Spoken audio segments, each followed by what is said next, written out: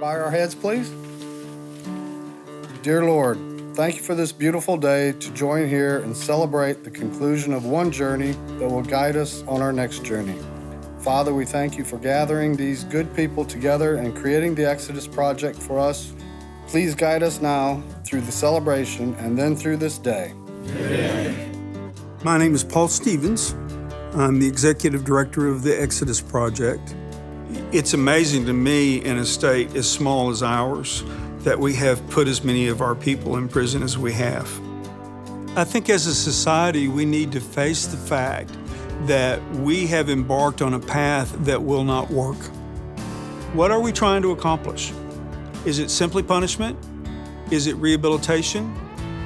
Good, healthy, open discussion about these things is long overdue. Okay, what we're going to do in this class and in the Exodus Academy is give you guys the tools. But what I can't do is make you put it in your heart.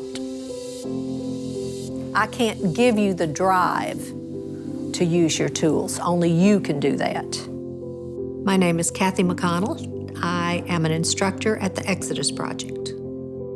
The average person that I teach is an addict. They're young. This is maybe the first time they've been in prison. Young men who want to make a change in their lives. We get caught in the helpless trap when we think and act like we are victims of circumstance and there's nothing we can do to solve our problems. Anybody ever use that? When I seen my father get shot and killed, I tried to use drugs to hide that pain, to take away that pain. In the long run, it really didn't do nothing but cause me pain. They see me as stern. I'm old school. Look at me, I'm old school. I taught high school English for many years. I don't put up with anything, but they also know that I'm stern, but I care about them. I don't judge them, and if they're willing to work, I'm willing to walk beside them. The Exodus Project is an educational experience designed for men and women in prison just prior to their release. The curriculum is specifically designed to build in the capacity to change. It's as if you're watching transformation take place in front of your very eyes. Now, that transformation doesn't assure that they won't make a mistake again, that they won't relapse or maybe even recidivate, but it certainly creates the possibility, the potential for a better future, and that's very exciting. What you see are gifted individuals. Yes, their past is real. What they've done is real, and they're being incarcerated for those reasons. But that doesn't define who they are. And the Exodus Project is giving people hope to realize they can be more than that sliver of their past. Now, there are many, many people in prison, and I'm really glad some of them are there. But on the other hand, there's a very large portion of people who simply need a second chance. And they need the support and the encouragement, the resources that anyone needs when they embark on change. Change is difficult, but it happens all the time. Being an addict isn't a moral failing. It has to do with your brain being hijacked. So I knew that when I got out, if I was having a hard time, I could go to somebody and ask for help, and that I wouldn't be ashamed of it or scared of it. Well, I know with me, support's everything when it comes to recovery, because nobody can recover on their own. Exodus taught me that there are people out there that care and want to see you succeed in life. You know, guys, you're all adult men, but here's the issue. Y'all have numbed your feelings for so long. So what we're dealing with here is you're going to have a bundle of nerves and feelings, and only when you get them out, really, and deal with them, can they be gone. We cannot keep building prisons. We cannot continue to have the violence.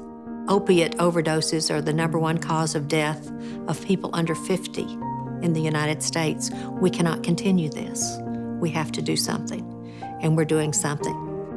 In my addiction, I didn't care whether or not I lived or died. You know, when you're to that point of shooting up, heroin or fentanyl into your arms, when you're searching out, I might have heard, so-and-so overdosed on this drug yesterday. So I would go and seek out, where did they get it from? My life didn't matter to me. It mattered to my family, it mattered to my children and my loved ones, but it didn't matter to me. It's safe to say that there's a good chance that Exodus probably did and has saved my life. In the social sector, partnerships are critical for success because the problems are too large. They're too big for any one organization or any one philosophy to be able to address. Tara is an example of an individual who, having served her sentence, had the opportunity to be connected with us through the Exodus Project. And she went through our TEO program, which is our Transitional Employment Opportunities Program. We saw such a transformation and an opportunity with Tara that Tara not only is a graduate of the program, but now is an employee.